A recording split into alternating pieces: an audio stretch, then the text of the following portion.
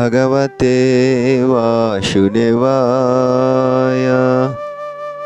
Srimad Bhagavatam, Skanda 1, Bab 5. Dapatkan video-video terbaru dari Kaliyuga TM Channel.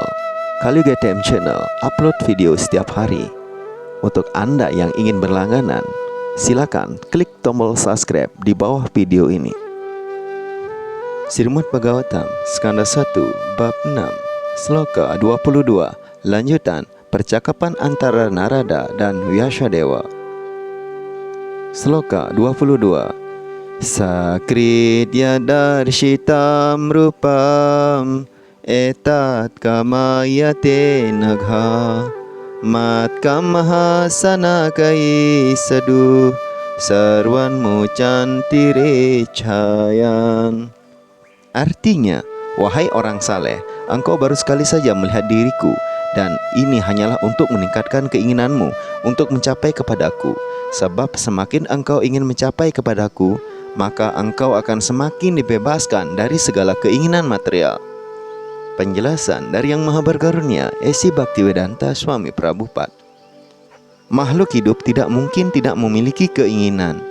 Dia bukanlah benda mati seperti batu. Ia harus bekerja, berpikir, merasakan, dan berkeinginan.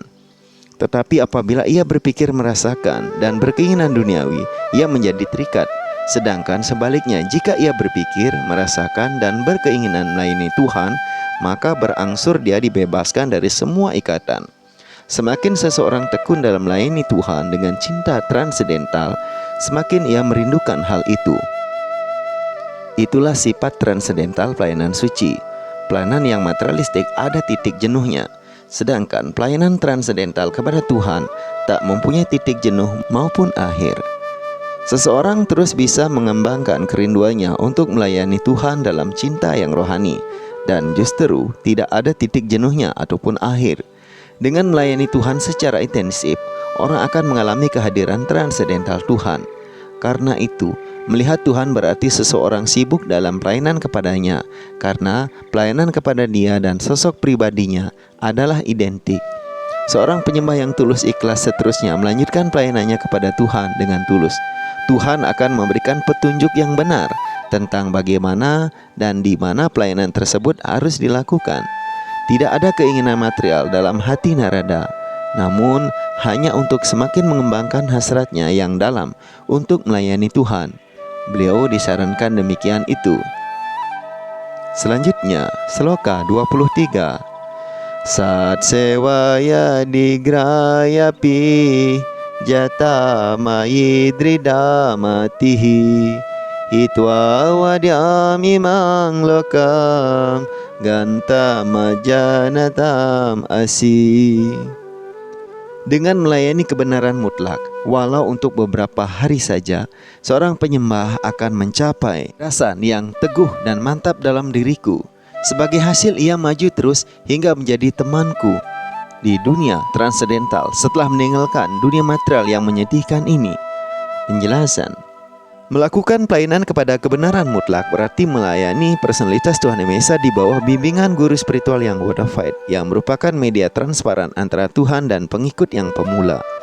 Pengikut pemula tidak sanggup mendekati personalitas Tuhan yang mutlak melalui kekuatan indera-indera material yang kurang sempurna yang dimiliki sekarang. Karena itu, dia dilatih dalam pelayanan suci kepada personalitas Tuhan di bawah bimbingan guru spiritual. Melalui latihan tersebut, bahkan selama beberapa hari sekalipun, seorang penyembah pemula akan mendapatkan kecerdasan dalam pelayanan suci itu. Ini akhirnya membawa penyembah itu hingga bebas dari keadaan yang terpaksa tinggal di dunia material ini selamanya, dan dia diangkat sampai mencapai dunia spiritual untuk menjadi rekan Tuhan sebagai pribadi yang telah mencapai pembebasan di kerajaan Tuhan. Selanjutnya, Sloka 24. Matir mayini badeyang nawi padyeta karhicit praja syarga nirodepi smritis camat anugrahat. Artinya, kecerdasan yang dijadikan tekun dan pelayanan bakti kepadaku tidak bisa digagalkan pada saat kapanpun, bahkan pada waktu ciptaan maupun pada waktu peleburan. Ingatanmu akan berjalan terus atas karuniaku. Penjelasan. Pelayanan bakti diarahkan kepada personalitas Tuhan Yang Maha Esa, tak pernah menjadi sia-sia. Oleh karena Tuhan kekal, kecerdasan yang digunakan dalam pelayanan kepadanya atau apapun yang dilakukan berhubungan dengannya adalah kekal pula. Dalam Bhagavad Gita dikatakan bahwa pahala dari pelayanan bakti tersebut yang diarahkan kepada Tuhan menjadi terkumpul dalam kelahiran demi kelahiran. Dan apabila seorang penyembah telah matang secara sempurna, maka jumlah seluruh pelayanan yang pernah ia lakukan membuat dirinya memenuhi syarat untuk masuk dalam pergaulan dengan personalitas Tuhan Yang Maha Esa. Pahala dari pelayanan kepada Tuhan yang telah terhimpun seperti itu tidak pernah terhapus, melainkan meningkat terus sampai benar-benar matang. Selanjutnya, sloka 25. Etawat uktwa pararamatan mahat bhutang nabho linggam alinggam ishwaram aham catasmai mahatam mahiyase sirsnawa namam widade nukam pitaha. Kemudian Yang Maha Kuasa yang diwujudkan melalui suara dan tidak terlihat oleh mata, namun paling luar biasa, berhenti bersabda, "Aku merasa bersyukur dan karena itu aku tunduk kepadanya dengan menundukkan kepala." Penjelasan bahwa personalitas Tuhan Yang Maha Esa tak dapat dilihat namun hanya dapat didengar bukanlah satu persoalan.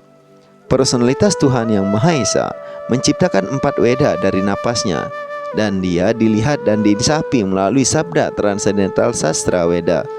Bhagavad Gita adalah representasi suara dari Tuhan, dan tidak ada perbedaan identitas antara Tuhan dan sabdanya. Kesimpulannya bahwa Tuhan dapat dilihat dan didengar dengan cara senantiasa tekun mengucapkan suara transendental atau rohani. Selanjutnya, sloka 26. Namanyanantasya hatta trapapatam guhyani badrani kritani chashmaran gamparyatam stusta managata spriha kalam pratiksha vivando vimatsaraha. Demikianlah aku mulai menyanyikan nama suci dan kemasyhuran Tuhan dengan cara membacakannya terus-menerus dan mengabaikan segala tata krama dunia material. Memuji dan ingat kegiatan transendental Tuhan seperti itu adalah karunia. Dengan melakukan demikian, aku mengelilingi seluruh bumi dengan rasa puas yang sempurna, rendah hati dan tidak iri. Penjelasan. Demikianlah hidup seorang penyembah Tuhan yang tulus diringkas oleh Narada Muni berdasarkan contoh perbuatannya. Setelah seseorang penyembah tulus tersebut diinisiasi oleh Tuhan maupun utusannya yang bonafide, ia sangat serius dan tekun dalam memuji kebesaran Tuhan dan mengadakan perjalanan ke seluruh penjuru dunia agar orang lain juga dapat mendengar tentang kebesaran Tuhan. Penyembah-penyembah tersebut tidak punya keinginan untuk mencari keuntungan material. Mereka hanya tergerak oleh satu keinginannya saja, yaitu keinginan kembali kepada kepribadian Tuhan Yang Maha Esa. Suatu kesempatan kembali kepadanya pada saat mereka melepaskan badan materialnya. Oleh karena mereka mempunyai cita-cita yang tertinggi, yakni kembali kepada Tuhan Yang Maha Esa, mereka tidak iri kepada siapapun dan tidak menyombongkan diri bahwa dirinya telah memenuhi syarat untuk kembali kepada Tuhan Yang Maha Esa. Satu-satunya urusan mereka adalah memuji dan mengingat nama suci, kemasyhuran dan kegiatan Tuhan, serta menurut kemampuan pribadinya menyebarkan amanat tersebut demi kesejahteraan orang lain tanpa maksud mencari keuntungan material. Selanjutnya, sloka 27. Ewam Krishna Mater Brahman Nasaktasya Malat Manaha Kala Pradurabut Kale Tadit Saudamani Yata. Wahai Brahmana Vyasadewa, jadi setelah beberapa waktu aku yang kusyuk sepenuhnya dalam berpikir tentang Krishna, sehingga tidak punya ikatan apapun, bebas sepenuhnya dari segala pencemaran material, meninggal dunia ibarat petir yang dentumannya bersamaan dengan cahaya terang yang dibuatnya. Penjelasan. Sepenuhnya berpikir tentang Krishna berarti menyucikan yang kotor atau menyucikan keinginan kita yang materialistik. Orang yang teramat kaya tidak lagi mempunyai keinginan untuk mendapatkan benda-benda kecil yang tidak berarti. Begitu pula seorang pencinta Sri Krishna yang dijamin jika nanti meninggal dunia akan dimasukkan ke kerajaan Tuhan, tempat kehidupan kekal dengan kesadaran dan kebahagiaan yang sempurna. Sangat wajar bila ia tidak lagi mempunyai cita-cita untuk mendapatkan harta benda material yang tidak berarti. Harta benda material itu ibarat boneka atau bayang-bayang realita tanpa nilai yang kekal. Itulah tanda orang yang sudah kaya spiritual. Jika sudah waktunya apabila seorang pencinta murni telah suci sepenuhnya, maka penggantian badan yang lazimnya disebut kematian itu akan datang secara tiba-tiba. Bagi penyembah murni, perubahan tersebut terjadi seperti halnya dentuman petir terjadi bersamaan dengan cahaya terang yang dihasilkan. Itu berarti bahwasanya seorang pencinta Tuhan melepaskan badan material atau badan jasmaninya sekaligus mengembangkan badan spiritual atas kehendak Yang Maha Kuasa. Sebelum kematiannya pun, seorang penyembah murni tidak punya rasa cita-cita yang bersifat material, sebab badannya telah dispiritualisasikan bagaikan besi yang membara apabila berhubungan dengan api. Selanjutnya, sloka 28. Prayujyamane mayitang Shudhang bhagavating tanum Arabdha karma nirvano Nyapatat panca bhautikaha. Artinya, setelah dikaruniai badan transendental yang pantas sebagai seorang rekan personalitas Tuhan yang maha tinggi, aku meninggalkan badan yang terbuat dari 5 unsur material itu. Dan dengan demikian segala hasil pahala dari pekerjaanku berhenti. Penjelasan: Narada diberitahukan oleh Tuhan Yang Maha Esa bahwa dia akan dianugerahi badan transendental yang pantas untuk bergaul bersama Tuhan. Dan Narada menerima badan rohani begitu beliau meninggalkan badan materialnya. Badan transendental tersebut bebas dari kecenderungan untuk dekat kepada hal-hal yang bersifat material dan dimodali dengan 3 hal pokok yang transendental, yaitu kekekalan, kebebasan, bebas dari sifat-sifat alam material, dan bebas dari reaksi-reaksi keinginan yang berpahala. Badan material selalu menderita akibat tidak memiliki sifat-sifat tersebut. Pengaruh bakti yang transendental ibarat pengaruh magnet yang mampu menarik benda-benda dari besi. Begitulah pengaruh pelayanan bakti yang transendental. Karena itu, menggantikan badan berarti menghentikan reaksi 3 sifat alam material terhadap penyembah murni. Ada banyak contoh tentang hal ini dalam kitab-kitab suci yang diwahyukan. Dhruva Maharaj dan Prahlad Maharaj dan banyak penyembah-penyembah lain yang mampu bertemu muka dengan personalitas Tuhan Yang Maha Esa. Padahal kelihatannya mereka masih berada dalam badan-badan yang sama. Ini berarti sifat penyembah berubah dari badan material menjadi badan transendental. Demikianlah pendapat para Goswami yang diberi otoritas melalui kitab suci yang otentik. Dalam Brahma Samhita dikatakan bahwa mulai dari bakteri bernama Indra Gopa sampai pada tingkatan Indra yang hebat, Raja Surga, semua makhluk di bawah pengaruh hukum karma dan diikat untuk menderita dan menikmati hasil atau pahala pekerjaannya tersendiri. Hanya para penyembah yang luput dari reaksi-reaksi tersebut atau karunia Yang Maha Kuasa, personalitas tertinggi Tuhan Yang Maha Esa. Selanjutnya, sloka 29. Kalpanta idam adaya sayanim bias udan wataha sisa ishor anupranam vivisin aham wiboho. Artinya, pada akhir milenium ketika personalitas Tuhan Sri Narayana berbaring di dalam air peleburan, Brahma mulai masuk ke dalam Narayana bersemua unsur ciptaan, dan aku pun masuk melalui napasnya. Penjelasan: Narada dikenal sebagai putra Brahma seperti halnya Sri Krishna dikenal sebagai putra Vasudeva. Penyembah-penyembah Tuhan yang telah mencapai pembebasan seperti Narada dan personalitas Tuhan Yang Maha Esa sendiri muncul di dunia material ini melalui proses yang sama. Sebagaimana dikatakan dalam Bhagavad Gita bahwa kelahiran dan kegiatan Tuhan seluruhnya bersifat transendental. Karena itu, menurut pendapat para otoritas, kelahiran Narada sebagai putra Brahma juga termasuk kegiatan yang transendental. Muncul dan tidaknya Narada hampir setara dengan kehadiran dan kepergian Tuhan. Karena itu, Tuhan dan para penyembahnya menyatu dan berbeda pada waktu yang sama sebagai entitas-entitas spiritual. Mereka termasuk kategori yang sama dari hal yang transendental. Selanjutnya, sloka 30. Sahasra yuga paryante utayedam sisrikshataha marici misra rasayaha pranebyuham cajagnire. Artinya, setelah 4.300.000.000 tahun matahari pada waktu Brahma bangun untuk menciptakan kembali atas kehendak Tuhan, semua resi seperti Marici, Angira, Atri, dan lain-lain diciptakan dari badan transendental Tuhan, dan aku pun muncul bersama mereka. Penjelasan: kurun waktu satu hari Brahma sama dengan 4.320.000.000 tahun matahari. Ini juga dinyatakan dalam Bhagavad Gita. Jadi, selama kurun waktu ini, Brahmaji istirahat dalam yoga nidra di dalam badan Garbhodakasya Vishnu yang menciptakan Brahma.